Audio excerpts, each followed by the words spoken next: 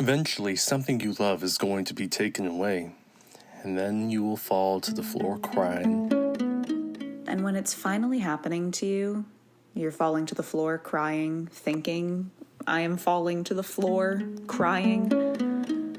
But there's an element of the ridiculous to it. You knew it would happen. And even worse, while you're on the floor crying, you look at the place where the wall meets the floor, and you realize you didn't paint it very well. After some time, you'll grab the atlas from the shelf beside you, hold it on your lap, run your fingers across the whole world, and whisper, "Where does it hurt?" It answers. Everywhere. Everywhere. Everywhere. Everywhere. Everywhere. Everywhere. Everywhere. It'll wash over you like a wave. The sense that the world was offering a lesson on the essential hazards, if not the actual fragility, of love. See, this thing we call grief has no distance. It comes in waves, paroxysms, sudden apprehensions that weaken the knees and blind the eyes and obliterate the dailiness of life. Grief turns out to be a place none of us know until we reach it, a being none of us recognize until we hear its dissonant footsteps approaching. And I know the tongue it speaks. Grief is a kind of language you can touch, with a cadence all too familiar. I want to sink into the rhythm of your weeping. So I've made a habit of measuring every grief I meet with narrow, probing eyes.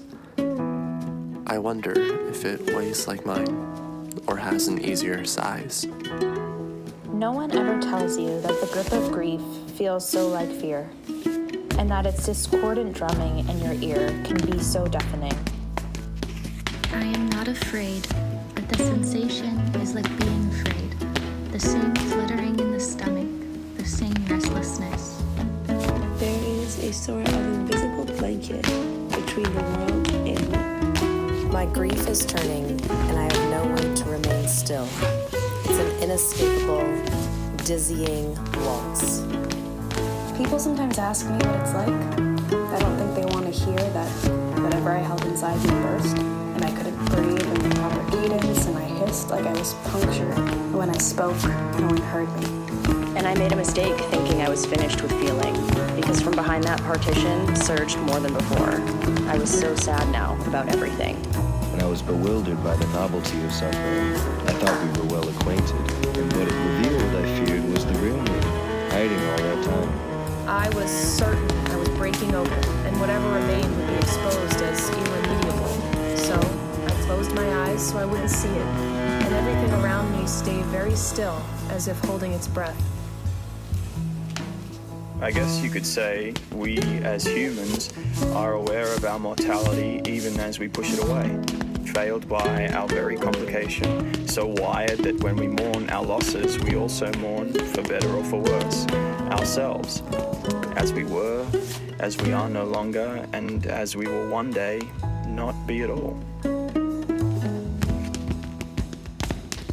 See, grief is like a river. You wade in until you get to the other side. I'm here, stuck in the middle, water parting around my ankles, moving downstream over flat rocks. I'm not able to lift a foot. Move on. Instead, I'm going to stay here, in the shallows, with my sorrow. Nurture it like a cranky baby, and rock it in my arms. I sit with my grief. I mother it. Its small, hot hand. I don't say shh. I don't say it's okay. I wait until it's done having feelings. I'm sore from this grief, like I've returned from a run, like I'm training for a marathon. I'm with you all the way, says my grief, whispering. And then we splash our face with water and stretch, one big shadow and one small. To teach myself joy, I had to teach myself belonging. Another word for play. What you think of as these minute, meaningless chatters are more nutritious than you think. Love found me, and now all I want for carried. In bellies, In arms. in love, In love.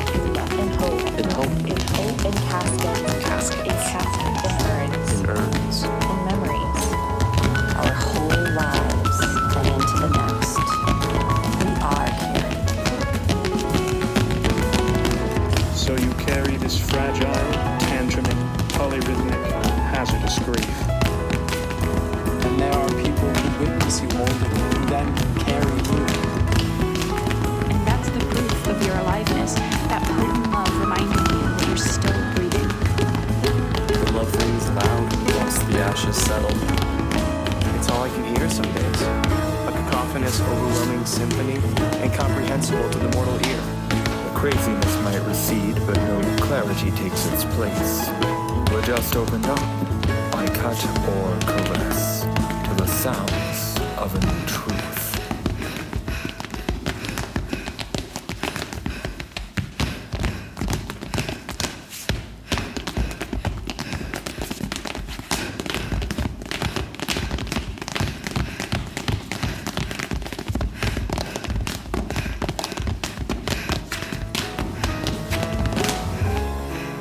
My grief has turned me, writhed and wriggled inside these lovely bones that have grown around the absence and made room for the mess. I say to my grief, I love you. I love you. I love you.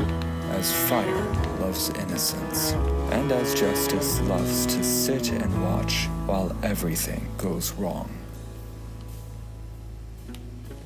I'm asking you now to be an ocean where even great storms don't trouble the depths, and each tear is welcomed as a homecoming.